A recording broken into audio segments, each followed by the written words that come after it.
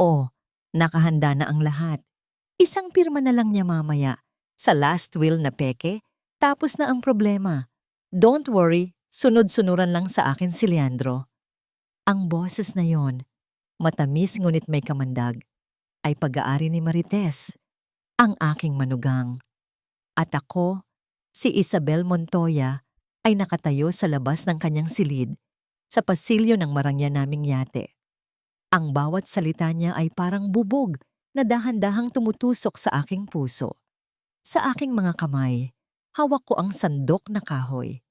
Ang hangin ay puno ng mayaman at pamilyar na amoy ng kaldereta. Ang paboritong ulam ni Leandro, ang aking kaisa-isang anak. Niluluto ko ito para sa aking kaarawan, ang aking ika-67 kaarawan. Isang selebrasyon na inakala kong simbolo ng pagmamahal, ngunit isa lang palang entablado para sa kataksilan. Bumalik sa aking alaala ang aming maliit na apartment sa Tondo. Ang 1 kilong baka para sa kaldereta ay luho na noon. Tinitipid ko ang baon ko sa buong linggo para lang mailuto yon para sa kaarawan ni Leandro. At ang ngiti niya sa tuwing hihigop siya ng mainit na sabaw. Iyon ang yaman ko.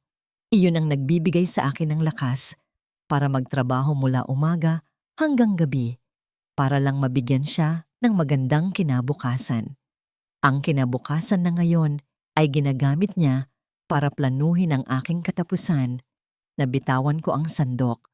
Ang pagbagsak nito sa makapal na karpet ay halos walang tunog, ngunit sa loob ng aking dibdib, may isang bagay na gumuho, na lumikha ng isang nakabibinging gabong dagundong.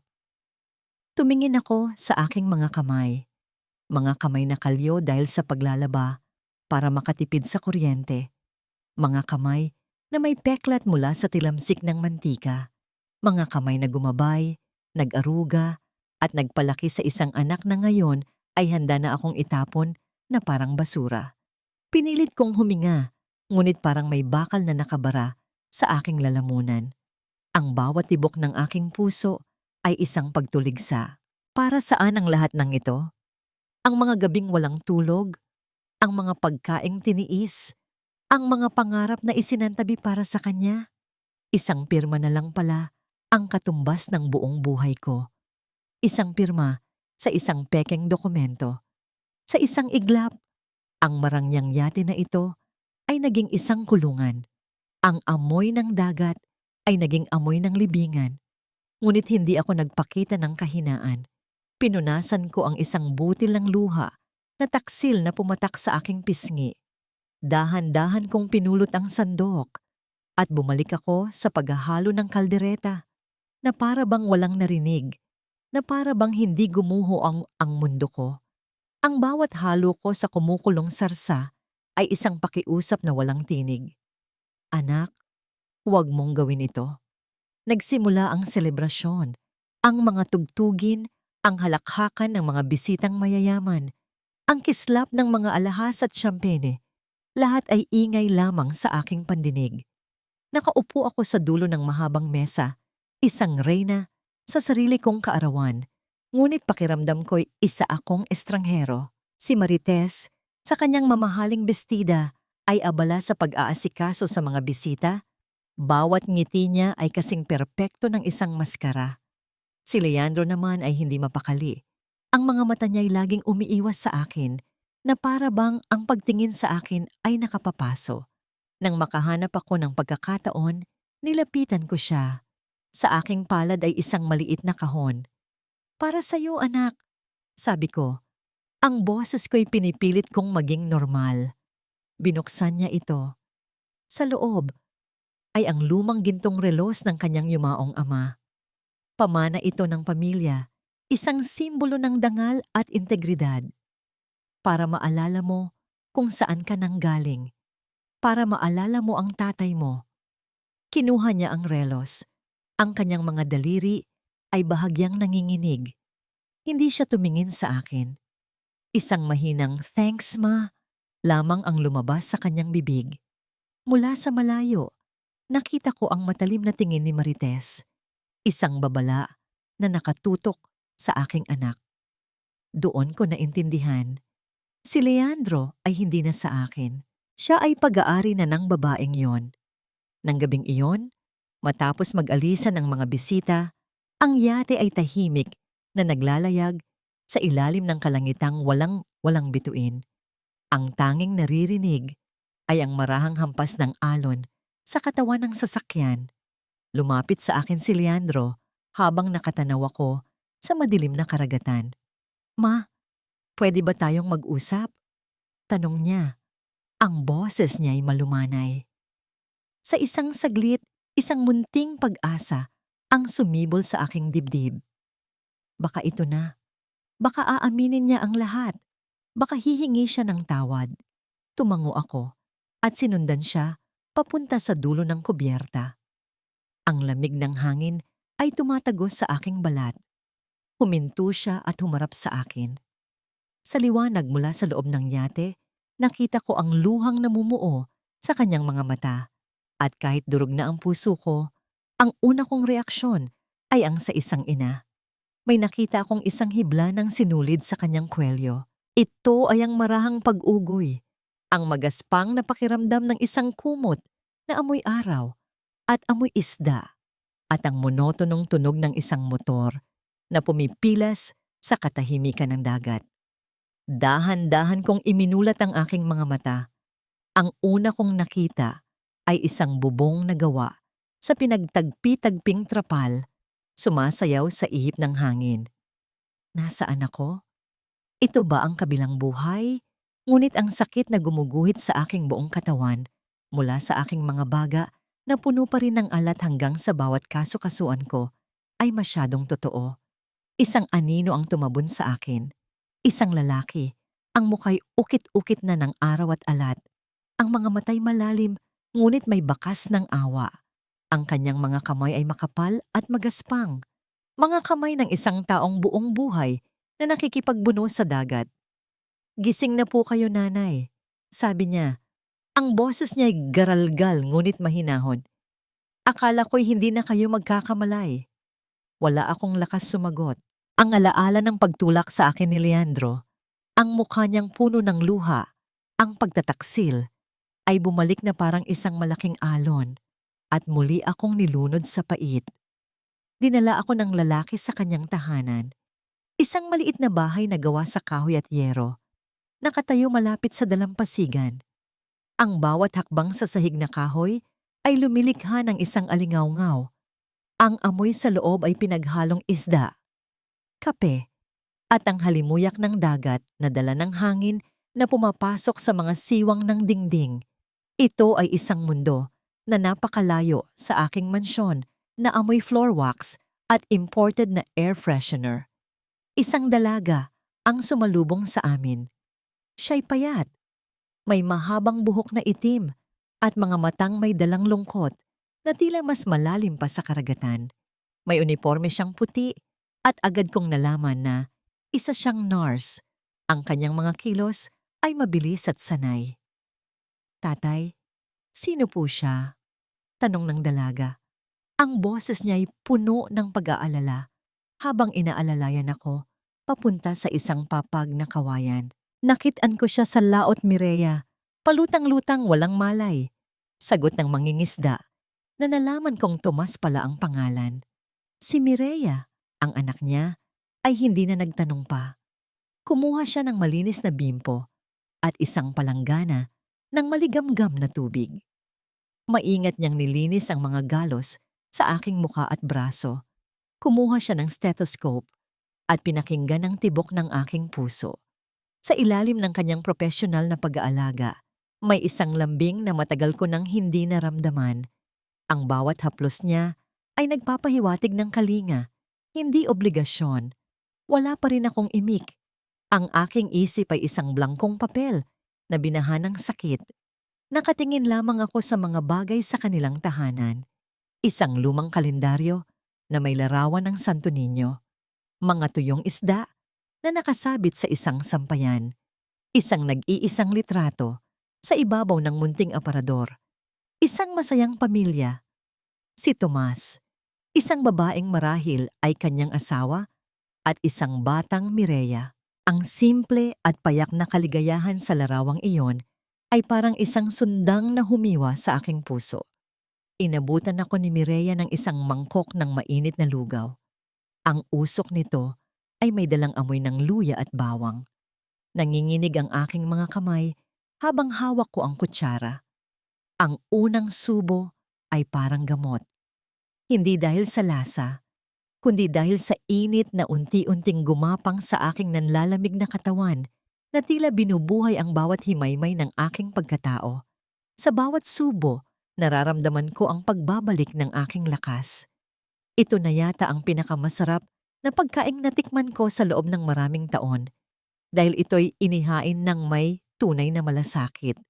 Nang maubos ko ang lugaw, tiningnan ako ni Tomas. Ano po bang pangalan ninyo, nanay? At saan po kayo nakatira? Para maipagbigay alam namin sa inyong pamilya. Ang salitang pamilya ay isang sampal. Anong pamilya ang babalikan ko?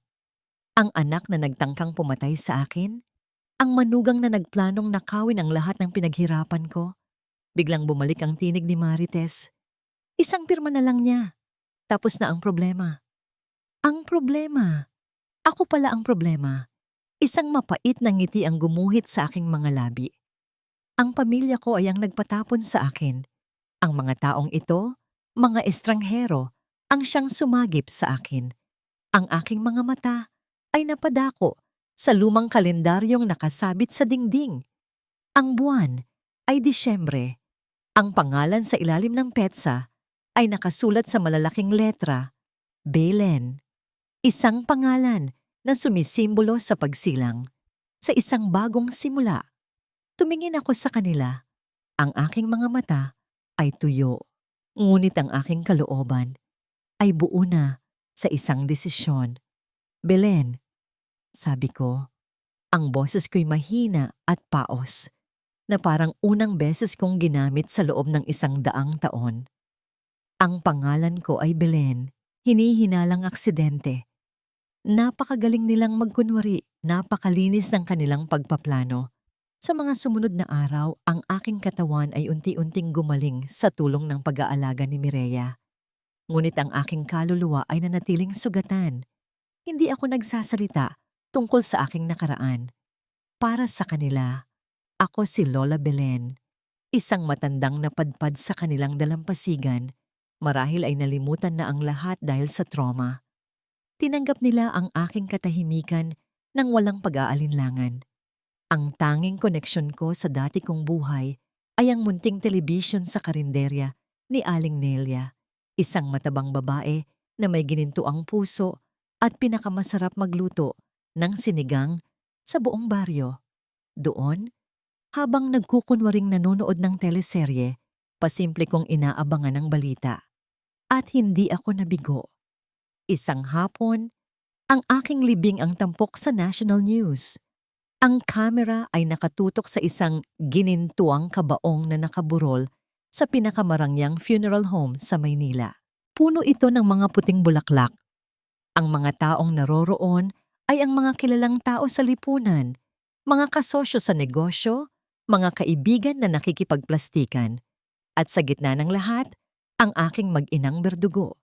Si Marites, balot sa itim na damit mula ulo hanggang paa, suot ang isang pares ng malalaking sunglasses na marahil mas mahal pa sa isang buwang kita ni Tomas.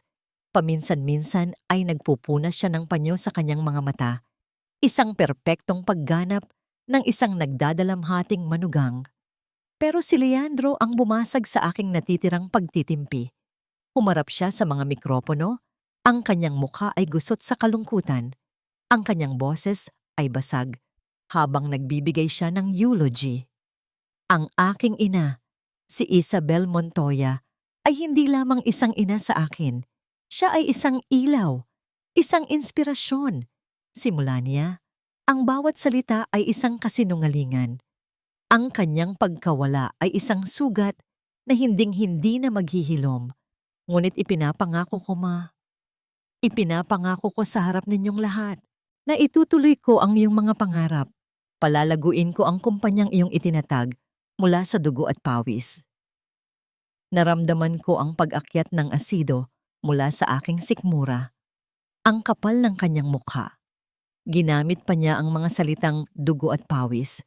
Ang mismong dugo at pawis ko na binalewala niya nung itinulak niya ako sa dagat. Ang pag-ibig na natitira sa puso ko para sa kanya, kahit katiting na lamang, ay biglang natuyo at naging abo. Sa sandaling iyon, sa harap ng telebisyon sa isang maingay na karinderya, tuluyan nang namatay ang aking anak sa aking puso. Kawawa naman si Sir Leandro, ano? Mahal na mahal talaga ang mami niya. Komento ng isang costumer sa tabi ko. Napayuko na lang ako. Itinatago ang aking mukha sa mangkok ng goto. Isang tawa ang gustong kumawala sa aking lalamunan. Isang tawang puno ng kabaliwan at pait. Sila ang biktima. Ako, ang tunay na biktima, ay nagtatago, kumakain ng goto, at pinapanood ang sarili kong libing. Nang gabing iyon, hindi ako makatulog. Umupo ako sa dalampasigan sa labas ng bahay nila Tomas. Ang buwan ay bilog at maliwanag.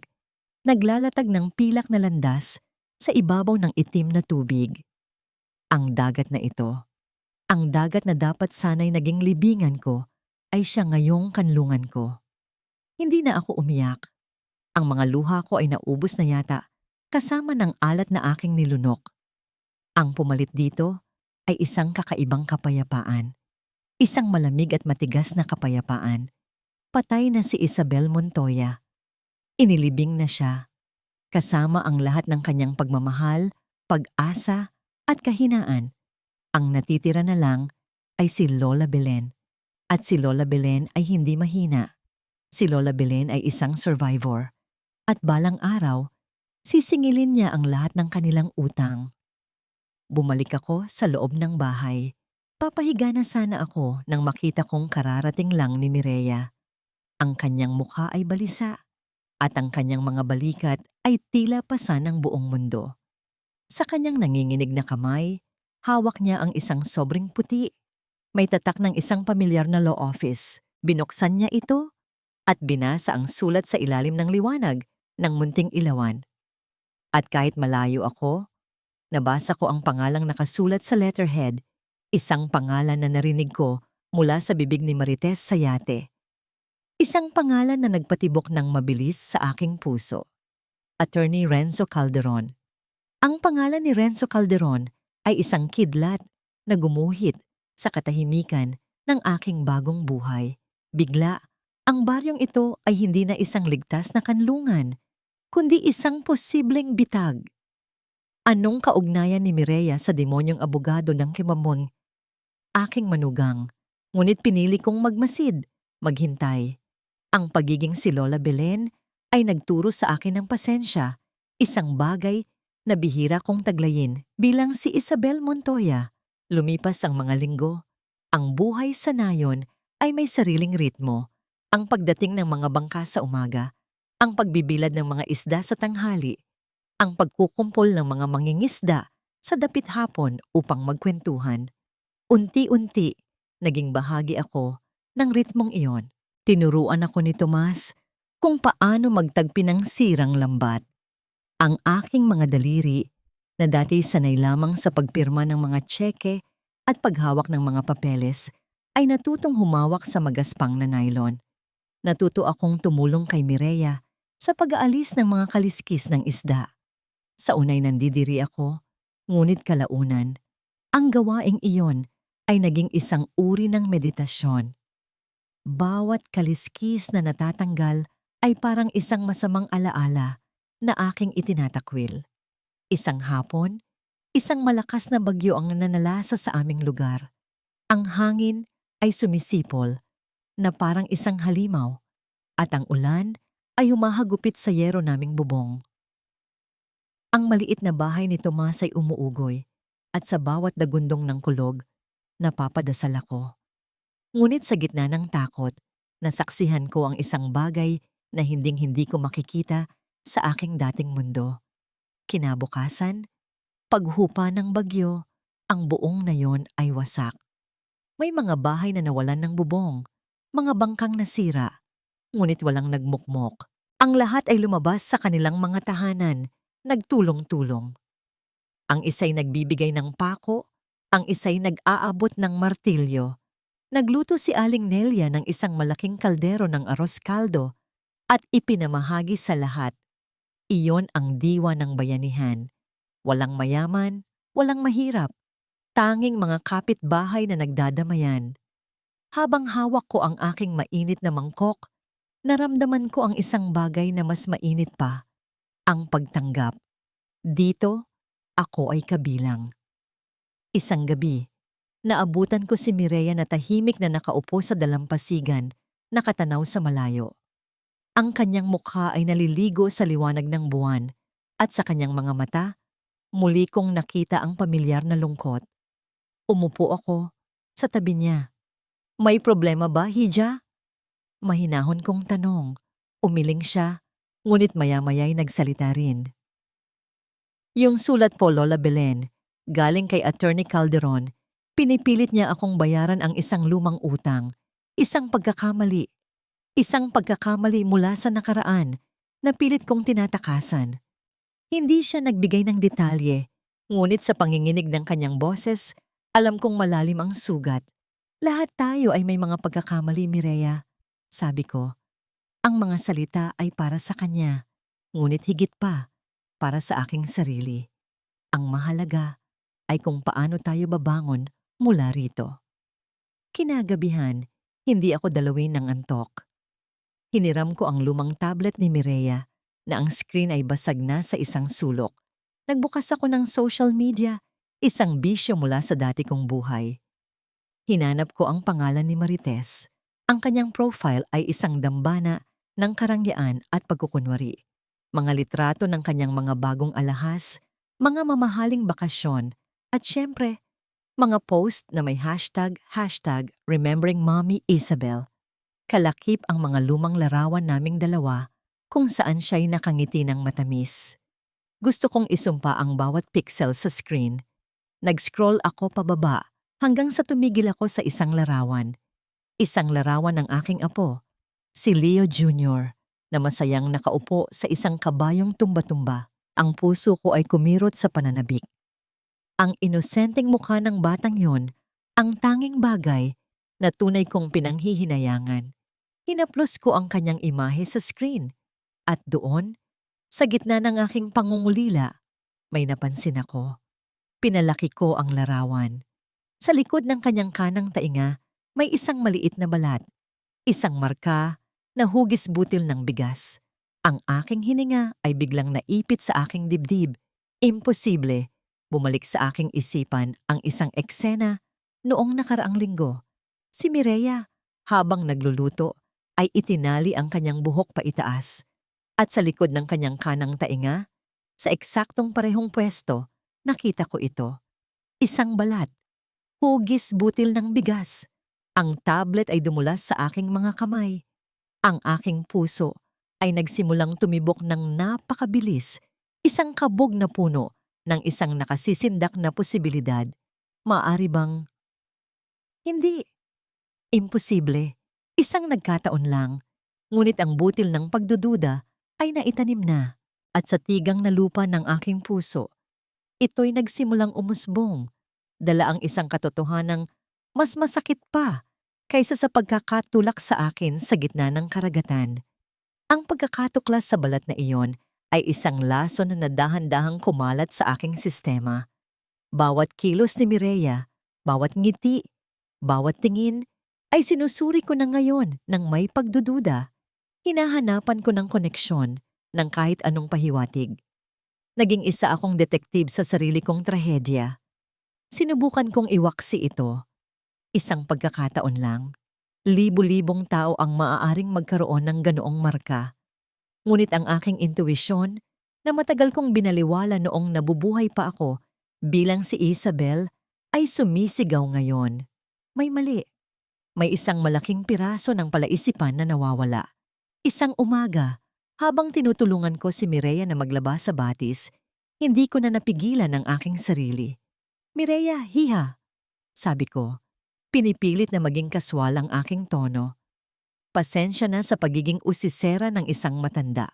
Pero ang iyong ama, pamilya mo, wala ka bang ibang kamag-anak? Nakita ko ang pagbabago sa kanyang muka.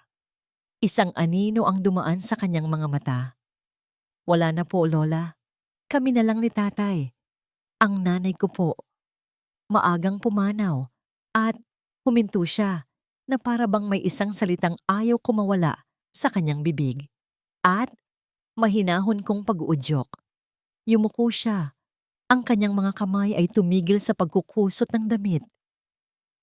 At wala po akong asawa, Lola Belen. Isa po akong dalagang ina. Ang pag-amin na yon ay hindi ang ikinagulat ko. Ang ikinagulat ko ay ang sakit sa kanyang boses. Nasaan ang anak mo? Tanong ko. Ang aking puso'y nagsisimula na namang kumabog.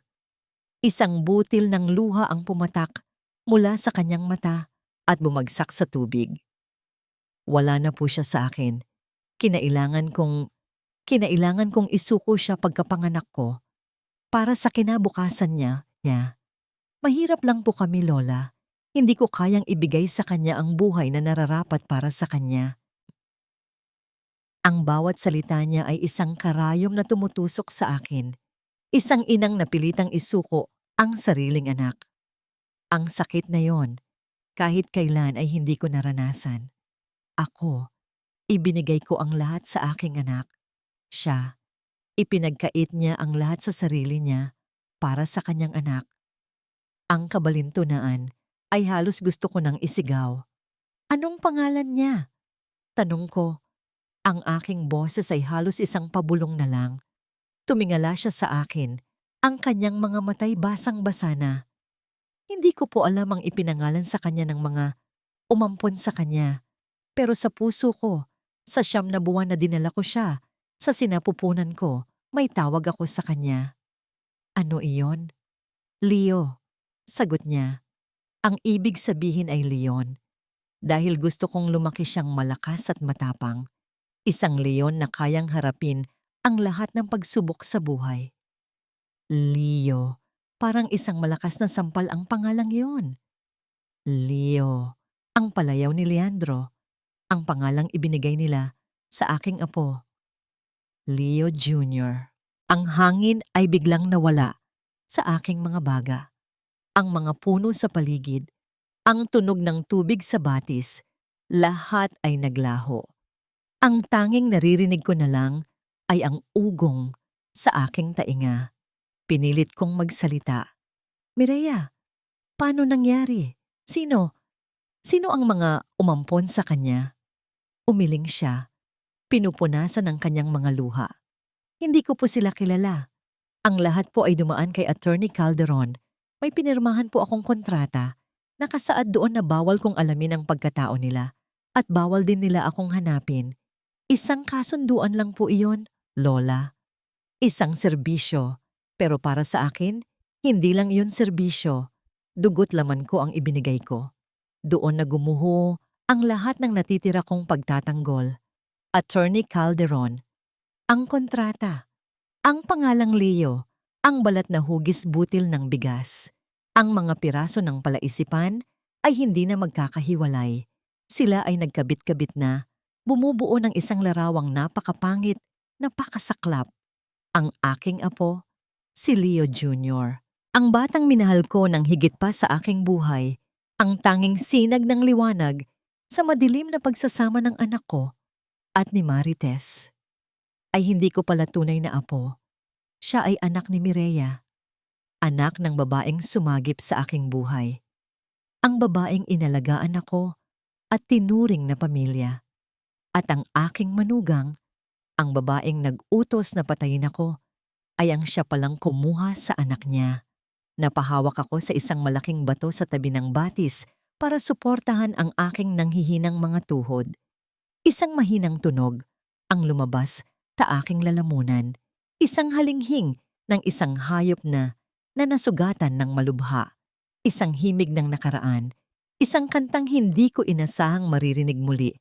Ang biglang pumasok sa isip ko. Ang uyayi na madalas kantahin ni Mireya sa gabi kapag hindi siya makatulog. Isang pamilyar na himig. Ang himig na siya ring laging kinakanta ni Leo Jr.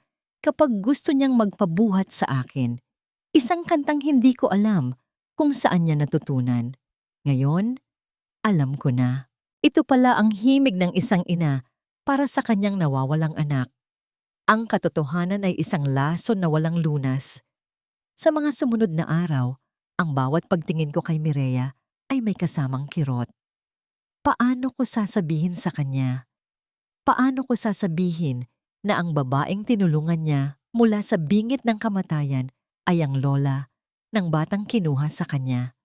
At ang mga taong kumuha sa kanyang anak ay siya ring mga taong nagtapon sa akin sa dagat? Ang aming mga buhay ay magkabuhol sa isang paraang napakatragikomiko. Ang bawat pagkain na inihahain niya sa akin, ang bawat pag-aalaga niya kapag sumasakit ang aking likod, lahat ay nagiging tinik sa aking lalamunan. Utang na loob, isang mabigat na tanikala na pumipigil sa akin na magsalita. Kung sasabihin ko ang totoo, ano ang mangyayari sa kanya? Sa kanila ni Tomas? Ang galit ni Marites ay walang hangganan. Sa loob, naroon ang mga gamit ng isang sanggol, isang pares ng maliliit na medyas, isang bunet na gansilyo, isang kumot na may borda ng maliliit na leon. At sa ilalim ng lahat, isang maliit na sobre. Sa loob nito ay isang litrato, ang nag-iisang litrato ng kanyang anak. Isang bagong silang na sanggol, natutulog ng mahimbing. Ang munting kamao ay nakasara. Sa likod ng litrato ay may sulat kamay. Leo, mahal na mahal ka ni nanay. Kasama ng litrato ay isang kapirasong papel. Resibo ng huling bayad mula sa tanggapan ni Attorney Renzo Calderon. Nakasaad doon ang isang malaking halaga at sa ilalim isang nota. Final payment for services rendered. All ties are now severed. Serbisyo. Ganoon na lamang nila tinrato ang pagkatao ng isang ina at ang buhay ng isang inosenteng bata. Nang gabing iyon, hindi ako mapakali. Alam kong kailangan kong gumawa ng paraan. Ang pera ay hindi problema sa akin. Ang problema ay kung paano ko ito magagamit nang hindi nabubunyag ang aking pagkatao. Kinabukasan, sinabi ko kay Tomas na mayroon akong mga lumang alahas na itinago bago ako na aksidente. Isang kwentong kalahating totoo. Inilarawan ko sa kanya ang isang singsing na may diamante. Isang pamana mula sa aking ina na lagi kong suot. Sinabi ko kung saan ito maaaring isanla sa pinakamalapit na bayan. Pero Lola Belen, hindi po namin matatanggap yan. Pagtanggi ni Tomas. Tomas! Sabi ko, hinawakan ko ang kanyang magaspang na kamay. Iniligtas ninyo ang buhay ko. Ang isang pirasong alahas ay walang halaga kumpara doon. Ituring ninyo na itong bayad ko sa lahat ng kabutihan ninyo. Utang na loob ko ito sa inyo. Sa huli, pumayag din siya. Lumuwas siya at nang bumalik ay dala na niya ang perang sapat para ipaayos ang motor at para sa iba pa nilang pangangailangan. Ngunit ang kaluwagan sa kanyang mukha ay may kasamang bigat. Ang tali ng utang na loob ay lalo pang humigpit sa pagitan namin. Pagbalik ni Mireya mula sa Maynila, masaya niyang ibinalita na natanggap siya sa trabaho, isang private nurse, para sa isang matandang mayaman. Ngunit ang nangiti niya ay biglang naglaho nang makita niya ang naayos na bangka at ang bagong bigas sa kanilang sisidlan. Saan po galing ito? Tanong niya. Ang tingin ay nagpapalipat-lipat sa amin ni Tomas. Ikinuwento ni Tomas ang tungkol sa singsing. Nakita ko ang pagbabago sa ekspresyon ni Mireya. Hindi ito tuwa, kundi isang halo ng hiya at pag-aalala. Lola, hindi po tama ito. Sobra-sobra na po ang naitulong ninyo, sabi niya. Mireya, pamilya na ang turing ko sa inyo, sagot ko. Ngunit sa mga mata niya, nakita ko ang isang bagong pader na naitayo sa pagitan namin. Hindi na ako ang matandang nangangailangan ng tulong. Ako na ngayon ang tumutulong. At sa sitwasyon nila, ang pagtulong ay isang uri rin ng kapangyarihan. Isang kapangyarihan na hindi ko gustong taglayin. Ngunit kailangan kong gamitin. Nang gabing iyon, narinig ko siyang kausap ang kanyang ama. Tay, hindi ako mapalagay. Paano kung hanapin siya ng pamilya niya? Baka isipin pa nila na sinasamantala natin siya. Ang kanyang mga salita ay isang sampal sa akin. Sa kagustuhan kong tumulong, lalo ko lang silang inilagay sa panganib at lalo kong ginawang komplikado ang lahat. Ang pagiging si Lola Belen, ang mahirap at walang alaalang matanda, ay ang tanging proteksyon ko. Ngunit ang singsing na yon, ang halaga nito, ay ang unang bitak sa aking pagkukunwari. Isang bitak na maaaring maging daan para mahanap ako ni Marites at Leandro. Ang pagkatanggap ni Mireya sa trabaho bilang private nurse ay dapat sanang maging isang magandang balita. Ngunit para sa akin, ito'y isang babala. Isang matandang mayaman sa Maynila. Ang mundo namin ay unti-unting nagiging maliit. Saan daw ba ang address ng amo mo, Hija? Tanong ko isang umaga, habang tinutulungan siyang mag-empake ng ilang damit sa isang lumang bag. Sa isang exclusive village po sa Alabang, Lola. Villa Montoya raw po ang pangalan ng subdivision, sagot niya. Walang kamalay-malay. Villa Montoya. Ang pangalan ng subdivision na ipinangalan mismo ng yumaong kong asawa sa aming pamilya. Ang dugo ko ay tila nagyelo. Ang paraisong itinayo ko para sa aking anak ay siya na ngayong magiging lugar ng trabaho para sa ina ng batang inakala kong apo ko. Ang tadhana ay may napakapait na pagkamapagbiro. Sino raw ang pangalan ng magiging pasyente mo? Tanong ko ulit.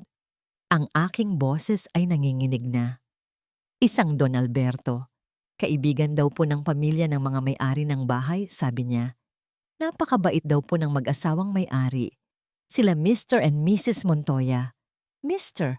and Mrs. Leandro Montoya. Ang bag na hawak ni Mireya ay nahulog sa sahig. Ngunit hindi niya iyon napansin. Ang napansin niya ay ang pamumutla ng aking muka. Lola Belen, ayos lang po kayo? Nag-aalala niyang tanong. Habang inaalalayan ako paupo. Bigla po kayong namutla. Huwag mong tanggapin ang trabahong yan, Mireya. Sabi ko, ang mga salita ay hirap lumabas sa aking bibig. Po, bakit po? Napakalaking oportunidad po nito, Lola. Ang sahod po ay sapat para mabayaran ko na ang lahat ng utang namin at para makapag-ipon. Paano ko ipapaliwanag na ang mga taong magiging amo niya ay ang mga taong pumatay sa akin, na ang bahay na papasukan niya ay ang pugad ng mga ahas? Masama ang kutob ko, Hija. Pakiusap, makinig ka sa akin. Huwag, pakiusap ko. Ngunit nakita ko sa kanyang mga mata ang determinasyon. Ang determinasyon ng isang anak na gustong iyahon sa hirap ang kanyang ama. Ang determinasyon ng isang ina na umaasang balang araw ay mababawi niya ang kanyang anak. Para sa kanya, ang trabahong ito ay hindi lang pera. Ito ay pag-asa. Lola, pasensya na po. Pero kailangan ko po itong gawin. Sabi niya ng may buong paggalang, ngunit may diin ng finality. Para po ito sa amin ni tatay. Umalis si Mireya kinabukasan. Ang pag-alis niya ay parang pag-alis ng araw sa aming munting tahanan. Naiwan kami ni Tomas sa isang nakabibinging katahimikan. Sa mga sumunod na araw, ang aking isip ay hindi mapalagay. Gabi-gabi, pinapanood ko ang balita. Nagbabaka sakaling may masagap akong anumang impormasyon. At isang gabi, nakita ko ito. Isang segment sa isang business news program. Itinampok si Marites, ang bagong CEO at chairperson ng Montoya Corporation. Maganda siya sa kanyang power suit, nagsasalita tungkol sa bagong direksyon ng kumpanya. Ngunit hindi iyon ang nakakuha ng atensyon ko. Ang nakakuha ng atensyon ko ay ang anunsyo niya. As part of our corporate social responsibility, sabi ni Marites sa camera, ang kanyang nangiti ay kasing perpekto ng isang perlas. The Montoya Corporation is launching a new initiative. We will be developing a portion of the coastal area in Batangas into a world-class, exclusive resort and marina. This project will not only boost tourism but will also provide livelihood for the local community. Isang mapa ang ipinakita sa screen at ang puso ko ay tuluyang lumubog. Ang lugar na tinutukoy niya, ang lugar na babaguhin niya para maging palaruan ng mga mayayaman, ay ang mismong nayon kung nasaan ako ngayon. Ang nayon na kumupkop sa akin. Ang kanilang plano ay hindi lang nakawin ang aking yaman. Ang plano nila ay burahin ang lahat, pati na ang lugar na naging kanlungan ko. Gusto nilang paalisin ang mga tao tulad ni na Tomas at Mireya para magtayo ng kanilang toring gawa sa kasakiman. Kasabay ng balitang iyon, isang tawag ang dumating para kay Tomas. Si Mireya, umiiyak. Si Lola Belen, totoo po ba? Narinig kong sabi niya sa kabilang linya. Ang boses niya ay basag. Kinuha ko ang telepono mula kay Tomas. Mireya, anong nangyari? Lola, nakita ko po sa bahay, sa study room ni Sir Leandro, ang isang malaking family portrait at kayo po yon. Kayo po si Mrs. Isabel Montoya. Lola, ano po ang nangyayari? Bago ako makasagot, narinig ko ang isang matigas na boses sa kabilang linya. Si Marites. Mireya, anong ginagawa mo dyan? Who are you talking to? Akin na ang telepono. Nagkaroon ng komosyon at pagkatapos, ang linya ay naputol. Nabitawan ko ang telepono. Ang anino na matagal ko nang kinatatakutan ay narito na. Hindi na ito isang anino. Isa na itong halimaw na handang manakmal. Nahulog sa bitag si Mireya. At ako, wala akong magawa. Ang bawat segundo matapos maputol ang tawag ay parang isang patak ng asido sa aking balat. Ang aking isip ay nagliliyab sa mga posibleng mangyari kay Mireya. Ang mga kamay ni Marites ay hindi malinis. Alam ko yon. Kailangan nating puntahan si Mireya, sabi ni Tomas. Ang kanyang mukha ay nagpapakita ng takot na ngayon ko lang nakita sa kanya.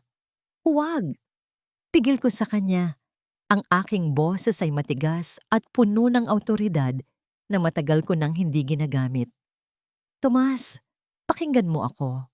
Ang pagpunta doon ay isang pagpapakamatay. Hindi mo sila kilala. Mapanganib sila. Kung pupunta ka doon, pareho lang kayong mapapahamak. Pero anak ko yun, Lola Belen. Oh, Isabel! Sabi niya, ang pangalan ko ay tila isang tinik sa kanyang dila. Tumingin ako sa kanyang mga mata. Nakita ko ang isang ama na natatakot para sa kanyang anak at kailangan niyang malaman ang buong katotohanan. Ang mga taong yan, Tomas, simula ko, ang bawat salita ay mabigat. Ang amo ni Mireya na si Leandro, anak ko siya. Ang asawa niyang si Marites, sila ang nagtapon sa akin sa dagat. Ang pagtatapat na yon ay isang bombang sumabog sa pagitan namin. Si Tomas ay napaatras, ang kanyang mukha ay puno ng pagkalito at hindi makapaniwala. Ngunit sa aking mga mata, nakita niya ang katotohanan. Samantala, sa loob ng mansyon ng mga Montoya, si Mireya ay nakaharap sa demonyo.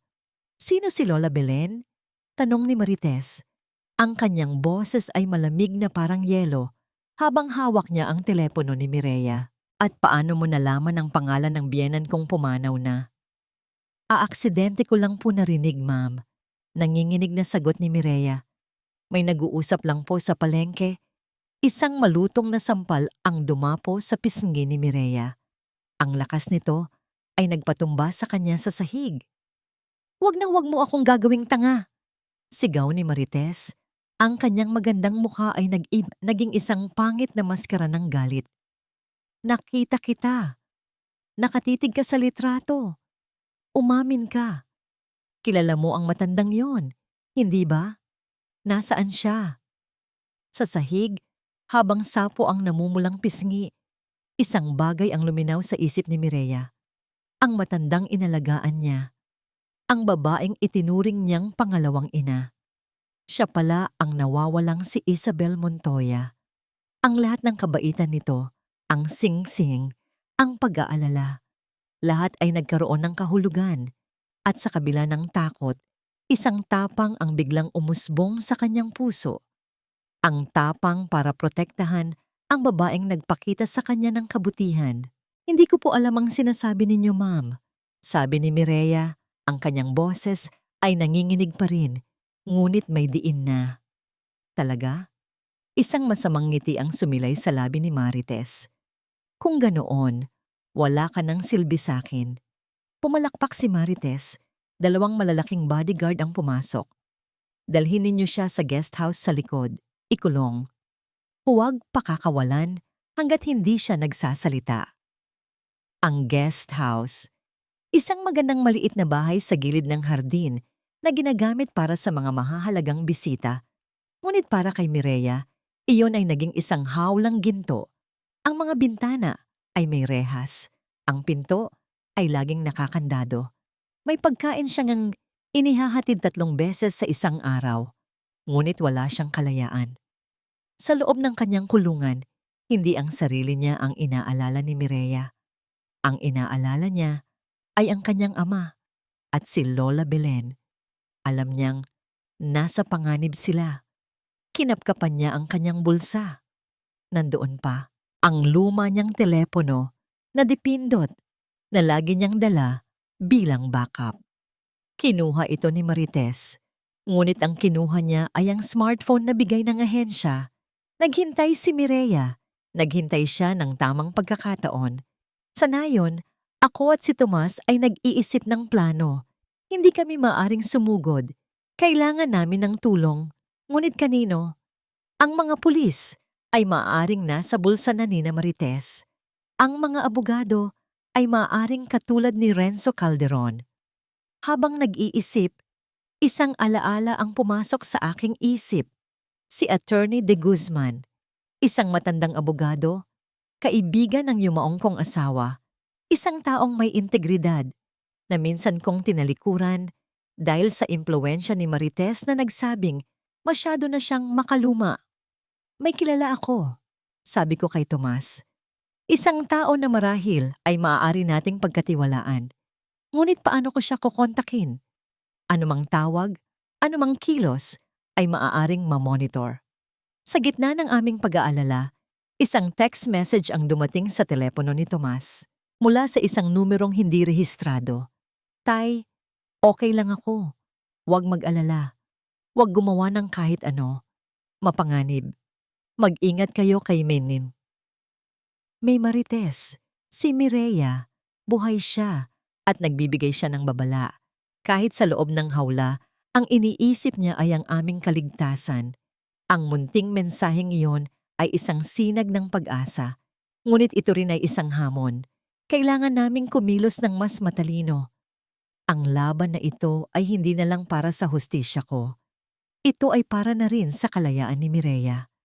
Ang text message ni Mireya ay isang espada na may 2 talim. Nagbigay ito ng pag-asa na siya'y buhay, ngunit nagbigay din ito ng babala na ang bawat kilos namin ay binabantayan. Si Marites ay hindi tanga. Alam niyang may koneksyon si Mireya sa akin at gagamitin niya ang lahat ng kanyang kapangyarihan para hanapin ako. Ang nayon na ito, ang aming munting paraiso, ay malapit ng maging isang battlefield. Kailangan kong maunahan siya. Kinabukasan, gumawa ako ng isang mapanganib na desisyon. Nagpaalam ako kay Tomas na pupunta ako sa pinakamalapit na bayan para mamalengke. Ngunit ang totoo, ang pupuntahan ko ay isang pampublikong aklatan, ang tanging lugar na may computer at internet na hindi madaling ma-trace. Sa loob ng maalikabok na aklatan, sa harap ng isang luma at mabagal na computer, ang aking mga daliri ay nanginginig habang nagtatype. Ang mga kamay na dati sanay sa pinakabagong teknolohiya ay naninibago ngayon. Hinanap ko ang pangalan ni Attorney Benjamin De Guzman. Buhay pa siya. At mayroon pa siyang maliit na law office sa isang lumang gusali sa Quiapo. Malayo sa makikinang na tore ng mga abogado sa Makati, kung saan nag-oopisina si Renzo Calderon. Gumawa ako ng isang bagong email address gamit ang isang pekeng pangalan at sinimulan kong i-type ang pinakamahalagang email ng aking buhay. Mahal na Attorney De Guzman, simula ko. Hindi ko maaring sabihin kung sino ako, hindi pa. Sumusulat ako para sa isang kaibigan, isang matandang babae na biktima ng isang malaking inhustisya. Ang kanyang mga anak ay pilit na kinukuha ang kanyang ari-arian. Pinipirma siya ng mga dokumentong hindi niya naiintindihan. Natatakot siya para sa kanyang buhay. Ibinigay ko ang mga pangunahing detalye, ngunit maingat na inalis ang anumang direktang mag-uugnay sa akin. Binanggit ko ang pangalan ni Renzo Calderon bilang abogado ng kabilang panig. Iyon ang pain. Alam kong may matagal ng alitan sa propesyon ang dalawang abogadong ito. Ang isa ay makaluma at naniniwala sa etika. Ang isa ay moderno at gagawin ang lahat para sa pera. Nag-iwan ako ng numero ng isang bagong SIM card na binili ko bago pumunta sa aklatan. Pagkatapos ay pinindot ko ang send. Ang pagpindot sa button na yon ay parang paghagis ng unang bato sa isang higanteng salamin.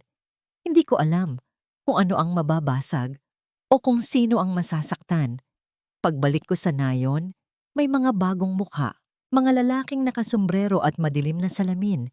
Nagmamasid sa bawat sulok.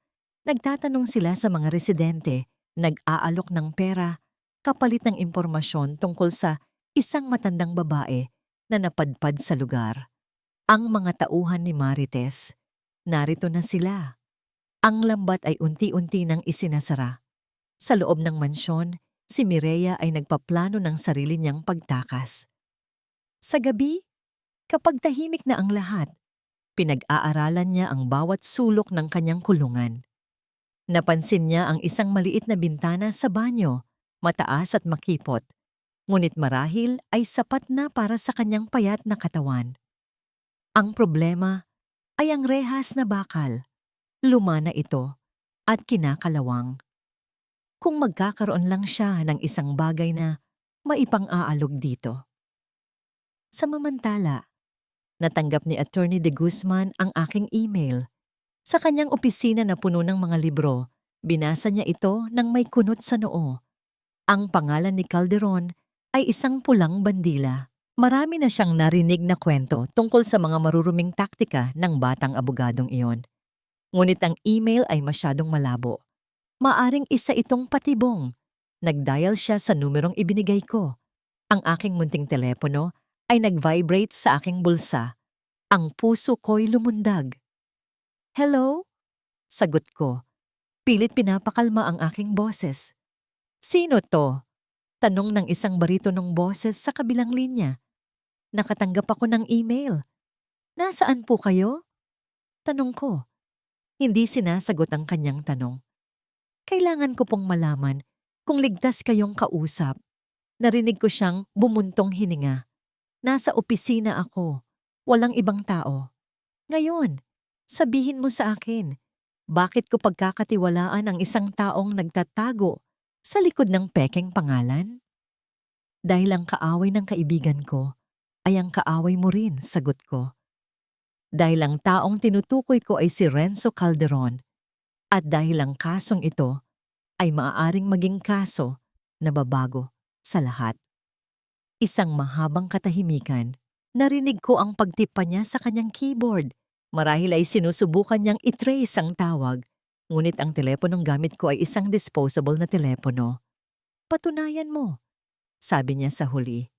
Bigyan mo ako ng isang bagay na hindi ko maaaring mahanap sa internet. Isang detalye na magpapatunay na totoo ang sinasabi mo. Napaisip ako, isang bagay na tanging ako at ang mga taong malapit sa akin ang nakakaalam. Isang bagay na hindi kailanman naisapubliko. Ang orihinal na pangalan ng Montoya Corporation. Sabi ko, ang boses ko'y halos pabulong. Bago ito naging isang korporasyon, ito ay isang maliit na patahian sa Divisoria at ang pangalan nito ay Wisabel's Needle and Thread. Ipinangalan ng asawa ko sa akin dahil sabi niya, ang bawat tahi ko raw ay tahi ng pag-asa. Sa kabilang linya, wala akong narinig kundi ang pagtigil ng pagtipa sa keyboard. Ang katahimikan ni Attorney De Guzman ay angiyay ang aking sagot. Nakuha ko ang kanyang tiwala. Iyon ang unang bato. At narinig ko ang unang lamat sa salamin. Ang pagkuha sa tiwala ni Attorney De Guzman ay isang maliit na tagumpay, ngunit ang digmaan ay nagsisimula pa lamang. Ang mga tauhan ni Marites ay parang mga asong gubat na nag-aabang sa labas ng aming bakuran. Ang bawat residente na kanilang kinakausap, bawat perang kanilang iniaabot, ay nagpapalaganap ng takot at pagdududa sa aming munting komunidad. Hindi magtatagal at may bibigay din sa kanila. Isabel, sabi ni Tomas isang gabi, ang kanyang mukha'y guhit-guhit ng pag-aalala. Ang kahirapan ay kayang bumili ng katapatan ng kahit sino.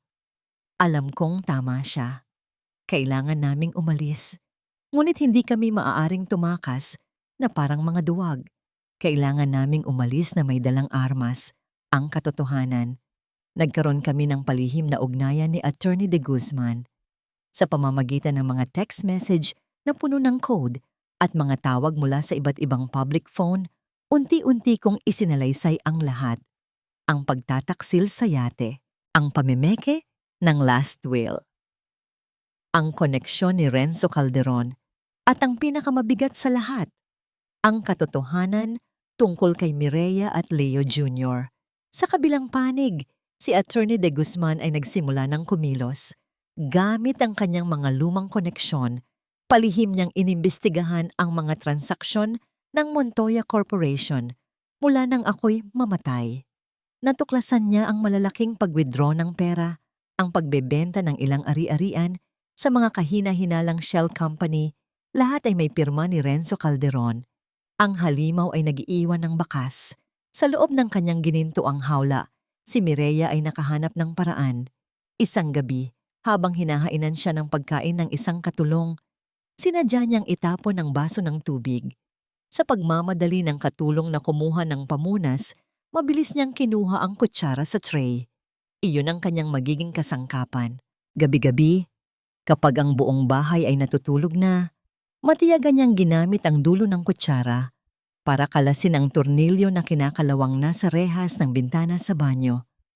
Ang tunog ng metal sa metal ay halos hindi marinig. Natatabunan ng tunog ng mga kuliglig sa hardin. Ito'y isang mabagal at nakapapagod na gawain. Ngunit sa bawat pag-ikot ng tornilyo, nararamdaman niya ang papalapit na kalayaan. Isang araw, isang balita, ang gumimbal sa aming nayon. Isang notice of eviction. Lahat ng residente ay binibigyan ng 30 araw para lisanin ang kanilang mga tahanan para bigyang daan ang pagtatayo ng Montoya Marina and Resort. Nag-alok sila ng maliit na halaga bilang relocation assistance, isang halagang insulto sa mga henerasyon na nanirahan sa lugar na yon. Ang katahimikan ng aming komunidad ay nabasag. Napalitan ito ng galit at kawalan ng pag-asa. Nagkaroon ng pulong sa munting kapilya. Ang lahat ay nag-aalala, nagsisigawan, nagtuturuan. At sa gitna ng kaguluhan, ang mga tauhan ni Marites ay naroon. Nagmamasid, naghahanap ng sino mang magiging leader ng pagtutol. Alam kong ako ang hinahanap nila. Noong gabing iyon, tinawagan ko si Attorney De Guzman. Ben, tawag ko sa kanya sa unang pangalan, isang bagay na matagal ko nang hindi ginagawa. Wala na tayong oras. Kailangan na nating kumilos. Alam ko, Isabel, sagot niya. Ang kanyang boses ay seryoso. May nahanap ako, isang malaking butas sa kanilang mga plano. Ang lupang kinatitirikan ng inyong nayon. Hindi ito pag-aari ng gobyerno. Ito ay isang ancestral land na may titulo pa mula sa panahon ng mga Espanyol at ang titulong yon ay nakapangalan sa pamilya ng isang mangingisda. Anong pamilya? Tanong ko. Ang aking puso ay nagsimulang tumibok ng mabilis. Ang orihinal na titulo ay nakapangalan sa isang Alejandro Rivera, sabi niya. Ang lolo sa tuhod ng kasama mo ngayon. Ang lupaing iyan ay pag-aari ng pamilya ni Tomas. Ang paghahayag na yon ay isang bomba. Ang mga tao sa nayon ay hindi mga squatter. Sila ang may-ari. At ang Montoya Corporation ay nangangamkam ng lupang hindi kanila. Samantala, sa mansyon, natanggal ni Mireya ang huling tornilyo. Ang rehas ay maluwag na. Hinihintay na lang niya ang tamang pagkakataon. At ang pagkakataon ay dumating sa anyo ng isang malaking party na idinaos ni Marites at Leandro. Isang victory party para sa pagsisimula na ng kanilang marina project. Habang ang lahat ay abala sa baba, sa ingay ng musika at tawanan, dahan-dahang inalis ni Mireya ang rehas. Maingat siyang lumabas sa makipot na bintana. Ang kanyang mga paa ay lumapat sa malambot na damuhan. Malaya na siya, ngunit hindi siya tumakbo palayo. Dahan-dahan siyang gumapang sa dilim, papunta sa main house. Sa bintana ng study room ni Leandro, kung saan nakita niya ang litrato ko, nakita niyang bukas ang ilaw. Naroon si Leandro, mag-isa, umiinom ng alak, at sa ibabaw ng kanyang mesa, nakakalat ang mga dokumento, ang mga plano para sa marina, ang mga pekeng titulo, ang orihinal na last will ko. Alam ni Mireya ang kailangan niyang gawin. Ito na ang pagkakataon. Isang pagkakataon para tapusin ang lahat ng ito. Kinapa niya ang kanyang bulsa at kinuha ang kanyang munting telepono. Itinaas niya ito at sa pamamagitan ng salamin ng bintana, sinimulan niyang kunan ng litrato ang bawat dokumento, ang bawat piraso ng ebidensya na magiging susi sa aming tagumpay. Ang katahimikan ay tuluyan ng nabasag. Ang bawat pag-click ng kamera sa lumang telepono ni Mireya ay parang isang martilyo na pumupukpok sa pundasyon ng kasinungalingan ni Marites. Habang si Leandro ay nalulunod sa kanyang alak at sariling awa sa loob, si Mireya sa labas ay matiyagang kinokolekta ang mga buto ng kanilang mga kasalanan, mga titulo, mga bank statement, at ang pinakakasuklam-suklam sa lahat, ang pekeng last will na may pekeng pirma ko. Nang makuhanan na niya ang lahat, dahan-dahan siyang umatras. Ngunit sa kanyang pag-atras, isang tuyong sanga ang kanyang natapakan. Ang tunog, kahit mahina, ay sapat na para makuha ang atensyon ni Leandro. Mabilis na tumingin si Leandro sa bintana. Wala siyang nakita, kundi ang dilim. Ngunit ang kanyang intuisyon na pinatulog ng alak at pagkakasala ay biglang nagising. Nagmamadali niyang tinungo ang guest house. Nang buksan niya ang pinto, ang nakita na lamang niya ay isang bakanting silid at isang bintanang may sirang rehas. Nakatakas siya. Ang sigaw niya na umalingaw-ngaw sa katahimikan ng gabi. Ang party ay biglang natigil. Ang masayang musika ay napalitan ng mga sigaw ng utos ni Marites. Hanapin ninyo siya. Huwag ninyong hahayaang makalabas ng subdivision na ito. Nagsimula ang isang desperadong paghahanap. Ang mga bodyguard ay kumalat na parang mga anino. Ang kanilang mga flashlight ay humahawi sa kadiliman. Si Mireya, na ang puso ay dumadagundong sa kanyang dibdib, ay nagtago sa likod ng malalaking paso sa hardin. Alam niyang wala siyang laban sa bilis. Kailangan niya ng talino. Naalala niya ang sinabi sa kanya ng isang katulong. Mayroong isang lumang lagusan sa dulo ng hardin, dating ginagamit ng mga hardinero para hindi dumaan sa main house. Puno na ito ng mga baging at halos nakalimutan na. Iyon ang kanyang tanging pag-asa. Samantala, sa nayon, natanggap ko ang mga litrato mula kay Mireya. Isa-isa silang pumasok sa telepono ni Tomas. Bawat isa ay mas malinaw na ebidensya kaysa sa nauna. Nakuha niya, Isabel, nakuha niya. Tuwang-tuwang sabi ni Tomas. Ngunit ang aking tuwa, Mumu, ay napalitan ng matinding kaba. Pagkatapos ng huling litrato, isang text message siyang sumunod. Nakatakas ako, pero hinahabol nila ako. Papunta ako sa lumang lagusan. Kung hindi ako makarating, alam niyo na ang gagawin. Kailangan natin siyang tulungan, sabi ko. Paano? Tanong ni Tomas. Ang buong subdivision ay binabantayan. Isang plano ang mabilis na nabuo sa aking isip. Isang mapanganib na plano.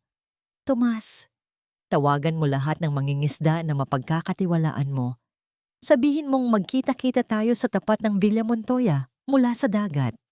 Magdala kayo ng lahat ng ilaw na mahahanap ninyo. Kasabay nito, tinawagan ko si Attorney De Guzman. Ben, ngayon na. Ipadala mo na ang lahat ng ebidensya sa media, sa lahat ng isistasyon. Huwag kang mag-iwan ng kahit isa. At tawagan mo ang hepe ng pulisya na pinagkakatiwalaan mo. Sabihin mong may hostage-taking sitwasyon sa Villa Montoya. Sa loob ng subdivision, narating ni Mireya ang lagusan. Ngunit bago pa siya makapasok, isang anino ang humarang sa kanya. Isa sa mga bodyguard. Sa isang iglap, nahuli siya. Wala ka nang matatakbuhan, sabi ng lalaki habang hinihila siya pabalik sa mansyon. Dinala siya sa harap ni Marites. Ang mukha ni Marites ay kalmado, ngunit ang kanyang mga mata ay nag-aapoy sa galit. Napakagaling mong artista, Mireya. Akala ko isa ka lang hamak na probinsyana. Nasaan ang telepono? Umiling si Mireya. Wala na sa akin. Naisip niya ang kanyang munting telepono na itinapon niya sa malalim na damuhan bago siya mahuli. Magsisinungaling ka pa? Kinuha ni Marites ang isang matulis na letter opener mula sa mesa. Itinutok niya ito sa leeg ni Mireya. Sabihin mo sa akin kung nasaan si Isabel Montoya o itong gabing ito ang magiging huli mong gabi. Sa labas ng mansyon, nagsimulang dumating ang mga pulis. Ngunit bago pa sila makapasok, isang kakaibang tanawin ang bumungad sa kanila mula sa dagat. 12-dosenang maliliit na bangka ng mangingisda ang lumitaw mula sa kadiliman. Ang kanilang mga malalakas na ilaw ay lahat nakatutok sa mansyon ng mga Montoya. Ang buong bahay ay naligo sa liwanag na para bang nasa ibabaw ito ng isang entablado. Ang mga residente ng nayon na pinamunuan ni Tomas ay lumikha ng isang harang na hindi matitinag. Sa loob, si Marites at Leandro ay nagulat sa biglaang liwanag. Kasabay nito, ang kanilang mga telepono ay nagsimulang mag-ring ng walang tigil. Mga tawag mula sa media, mula sa kanilang mga abogado, mula sa mga kasosyo sa negosyo. Anong nangyayari? Sigaw ni Marites. Binuksan ng isang katulong ang telebisyon at doon, sa bawat channel, nakita nila ang kanilang mga mukha. Ang mga dokumento, ang pekeng last will, ang mga litratong kuha ni Mireya ay nagkalat na sa buong bansa. Ang bitag na kanilang inihanda para sa akin ay siya na ngayong bumabalot sa kanila. Ang gabi ng mga anino ay nagwakas na at ang liwanag ng katotohanan ay sumisikat na. Walang awa at walang pinipili. Ang mansyon na dating simbolo ng kapangyarihan ay naging isang malaking aquarium. Bawat sulok ay naliligo sa liwanag mula sa mga bangka sa dagat at sa kumikislap na mga sirena ng pulis sa lupa. Sa loob, ang hangin ay mabigat, puno ng papalapit na paghuhukom. Nang makita ni Marites ang kanilang mga mukha sa telebisyon, kasama ang mga ebidensyang itinago niya, ng buong ingat, isang bagay sa loob niya ang nabali. Ang kanyang pagkukunwaring kalmado ay gumuho at lumabas ang tunay niyang kulay, isang halimaw na nasukol. Ikaw! Sigaw niya. Hinila si Mireya patayo at muling itinutok ang letter opener sa leeg nito. Ikaw ang may kasalanan ng lahat ng ito. Pumasok ang mga pulis, pinamumunuan ng isang matandang hepe na kaibigan ni Attorney De Guzman. Marites Montoya, ibaba mo ang armas mo, tapos na ang laro. Hindi pa ito tapos, hiyaw ni Marites. Walang makakaalis sa bahay na ito ng buhay. Sa gitna ng kaguluhan, si Leandro ay nakatayo lamang sa isang sulok, nakatulala. Hawak ang isang baso ng alak. Tila wala na siya sa sarili niyang mundo, isang manunood sa pagguho ng kanyang buhay. At sa sandaling iyon, ang malaking pinto ng mansyon ay bumukas. Dahan-dahan akong pumasok. Nakasuot ako ng isang simpleng puting bestida. Ang aking buhok na kulay pilak ay nakapusod lang. Hindi ako mukhang isang multo na bumangon mula sa libingan. Mukha akong isang ina na umuwi para linisin ang kalat ng kanyang mga anak. Ang lahat ng ingay ay tumigil. Ang mga pulis, ang mga katulong si Leandro, at maging si Marites. Lahat sila ay napatingin sa akin, hindi makapaniwala. "Yewe, Isabel?" Nauutal na sabi ni Leandro. Nabitawan niya ang kanyang baso. Ang tunog ng nabasag na salamin ay ang tanging tunog sa silid. Ngumiti ako, isang nangiting walang kagalakan. "Ako nga, anak." Nagbalik ako. Ang pagkagulat sa mukha ni Marites ay mabilis na napalitan ng purong galit. Paanong buhay ka pa? "Ang kabutihan ay hindi basta-basta nalulunod, Marites." Sagot ko, ang aking mga mata ay hindi inaalis sa kanya. At ang kasamaan, gaano man kalalim itago, laging lumulutang. Lumapit ako. Bawat hakbang ay may bigat. Huminto ako sa harap nilang dalawa. Tiningnan ko si Mireya na ang mga matay puno ng luha ng pasasalamat. Tiningnan ko si Marites na ang mga matay puno ng pagkasuklam. At sa huli, tiningnan ko si Leandro. Ang aking anak, ang aking pinakamalaking tagumpay at pinakamatinding kabiguan. "Ma," pabulong niyang sabi. Isang salitang puno ng pagsisisi na huli na ng 100 beses. "Hindi mo na ako nanay, Leandro," sabi ko. Ang aking boses ay malamig ngunit hindi galit. "Ang nanay mo ay inilibing mo na sa gitna ng dagat." Ang mga salitang yon ang tuluyang bumasag sa kanya. Si Leandro ay napaluhod, humahagulgol na parang isang bata. "Patawad, patawad." Siya, si Marites ang nag-utos sa akin. "Patawarin mo ako." "Duwag," sigaw ni Marites. At sa kanyang desperasyon, sinugod niya ako gamit ang letter opener. Ngunit bago pa siya makalapit, isang anino ang mabilis na kumilos. Si Mireya, gamit ang lakas na hindi niya alam na taglay niya, ay siniko ng malakas si Marites sa tagiliran. Nabitawan ni Marites ang armas. Mabilis na kumilos ang mga pulis at pinusasan siya. Habang hinihila siya palabas, si Marites ay nagpatuloy sa pagwawala at pagsumpa. "Hindi pa tayo tapos, Isabel. Babalikan kita. Babalikan ko kayong lahat." Pagkatapos ay si Leandro naman ang dinala. Bago siya tuluyang ilabas, tumingin siya sa akin sa huling pagkakataon. Sa kanyang mga mata, nakita ko ang isang batang lalaki na naligaw. Isang batang lalaki na hinayaan ng sarili na malunod sa kasakiman ng iba. Walang sinabi ang aming mga bibig, ngunit ang aming mga mata ay nag-usap. Isang paalam na walang kapatawaran, ngunit marahil may kaunting pagkaunawa. Nang mawala na sila, ang katahimikan na naiwan ay mas mabigat pa kaysa sa ingay kanina. Nilingon ko si Mireya at niyakap ko siya ng mahigpit. "Salamat, Hija. Salamat." Sa gitna ng aming pag-iyak, isang maliit na bata ang pumasok sa silid, hinahanap ang kanyang ina. Si Leo Jr. tumakbo siya papalapit kay Mireya. "Mommy!" Umupo si Mireya at niyakap ang kanyang anak.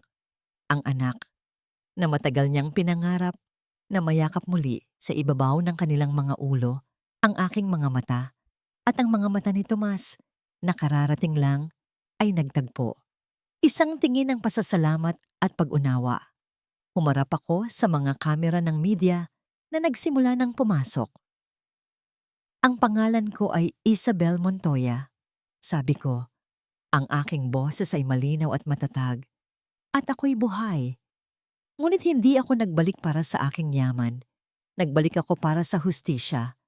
Ang lahat ng ari-arian ng Montoya Corporation ay gagamitin para itatag ang Belen Foundation. Isang pundasyon na tutulong sa mga matatandang inabandona at mga inang nagsasakripisyo para sa kanilang mga anak. "Paano naman po ang kumpanya?" tanong ng isang reporter. "Hindi na ako babalik sa kumpanya," sagot ko. "Uwi na ako."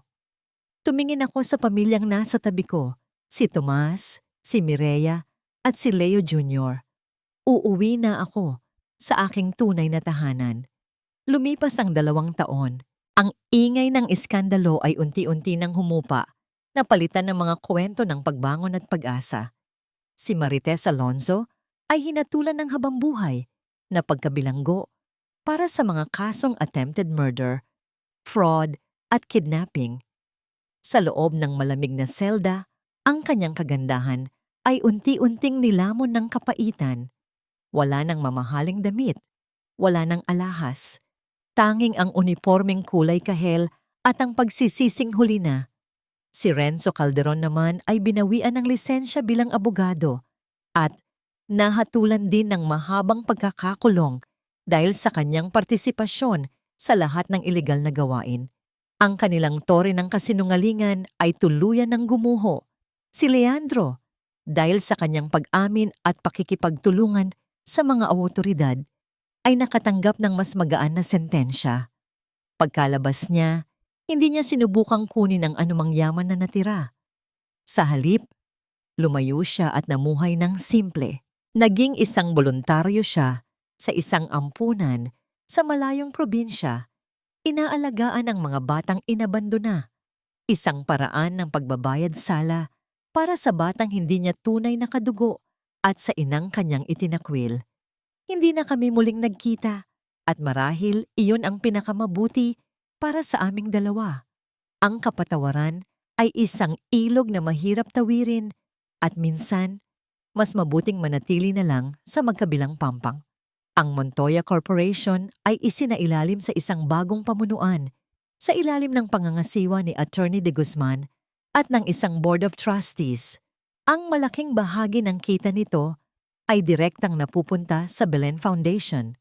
At ang nayon ay hindi na naging isang marangyang resort. Sa halip, ito ay naging isang masiglang komunidad. Ang notice of eviction ay napawalang bisa ng mapatunayan na ang lupa ay pag-aari ng mga Rivera. Gamit ang pondo mula sa pundasyon na ipatayo ang mga mas matitibay na bahay, isang maliit na klinika na pinamamahalaan ni Mireya at isang kooperatiba para sa mga mangingisda na pinamumunuan ni Tomas. Ang aking mansyon sa Villa Montoya ay ipinagbili ko.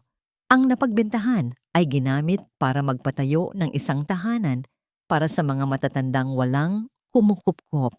Sa tabi mismo ng aming na yon, doon ako ang nagsilbing Lola Belen sa kanilang lahat.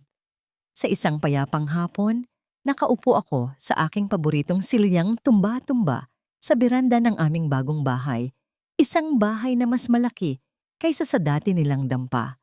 Ngunit kasing simple at kasing init pa rin ng dati. Tanaw ko ang asul na dagat, ang dagat na minsan ay halos kumitil sa aking buhay. Ngunit siya ring nagdala sa akin, sa aking tunay na pamilya. Mula sa loob ng bahay, narinig ko ang masayang tawanan. Si Mireya, na ang mga mata ay hindi na nababalot ng lungkot kundi ng purong ligaya, ay tinuturuan si Leo Jr. na magbasa. Ang bata, na ngayon ay malusog at bibo, ay hindi na isang sikretong kailangang itago, kundi isang pag-asang kailangang alagaan. Lumabas si Tomas mula sa kusina. May dalang 2 tasa ng mainit na kape. Inabot niya ang isa sa akin at umupo sa tabi ko. Wala kaming imikan. Hindi na namin kailangan ng mga salita. Ang aming pagsasama ay nabuo sa pag-unawa at paggalang. Isang maliit na kamay ang humawak sa aking tuhod. Si Leo Jr. nakatingala sa akin. Ang kanyang mga mata ay nagniningning. Lola Belen, sabi niya, basahan niyo po ako ng kwento. Ngumiti ako. Ang Lola Belen ay hindi na isang pagkukunwari. Ito na kung sino talaga ako. Kinuha ko ang libro ng mga fairy tale. Habang binubuksan ko ito, napatingin ako sa aking pulsuhan. Wala na roon ang mga mamahaling relos o pulseras na dati kong isinusuot. Ang tanging naroon ay isang maliit na bracelet na gawa sa pinagtagpi-tagping sinulid at maliliit na kabibe. Regalo sa akin ni Leo Jr. noong nakaraang Pasko. Iyon ang pinakamahalagang alahas na natanggap ko sa buong buhay ko. Nagsimula akong magbasa. Ang aking boses ay sumasabay sa marahang himig ng hangin mula sa dagat. Dito, sa piling ng pamilyang hindi ko kadugo, ngunit siyang tunay na nagmamahal sa akin. Sa wakas, ay natagpuan ko ang kapayapaan. Natagpuan ko ang aking tunay na tahanan. At sa tahanang yon, sa piling ng mga taong tunay na nagmahal sa kanya, nagwakas ang mahabang paglalakbay ni Isabel Montoya. Mula sa kaibuturan ng aking puso, nais kong magpasalamat sa iyo, mahal naming tagapakinig, sa iyong pagsubaybay at pakikipaglakbay sa kwento ni Isabel hanggang sa pinakahuling sandali. Hindi ko itatanggi, habang isinusulat ko ang kanyang kwento, may mga pagkakataong kasama niya akong umiyak at nasaktan. Pinakamatindi marahil ay ang eksena sa yate, ang sandali kung kailan ang dalisay na pagmamahal ng isang ina ay sinuklian ng pinakamatinding kataksilan. Isang sakit na tila tumagos mula sa papel at umabot hanggang sa aking dibdib. Ang kwentong ito ay isang binhi na isinibol mula sa mga bulong ng tunay na buhay, mula sa mga sakripisyo ng mga inang nakikita natin sa araw-araw, mga babaeng tahimik na lumalaban para sa kanilang pamilya at dignidad. Dahil naniniwala ako na sa bawat isa sa atin, mayroong isang maliit na apoy na tulad ng kay Isabel. Isang apoy na kahit tangkaing patayin ng pinakamalakas na alon ay hindi mamamatay. Bagkus ay magliliyab palalo. At higit sa lahat, ito ay kwento ng pag-asa. Pag-asang kahit sa pinakamadilim na gabi, mayroong liwanag na nag-aabang sa dapit hapon. Kaya naman, nais kong mag-iwan ng isang tanong sa iyong isipan. Kung ikaw ang nasa kalagayan ni Isabel, sa kabila ng lahat ng sakit na idinulot ni Leandro, sa tingin mo ba, darating ang araw na kaya mo siyang patawarin? Inaanyayahan kitang ibahagi ang iyong saloobin. Mag-iwan ka ng komento sa ibaba. I-click ang like button kung naantig ka ng kwentong ito. At kung may kilala kang maaaring makakuha ng inspirasyon mula kay Isabel, huwag mag-atubiling i-share ito sa kanila. Muli, maraming salamat. Hanggang sa ating susunod na pagkikita sa panibagong kwento.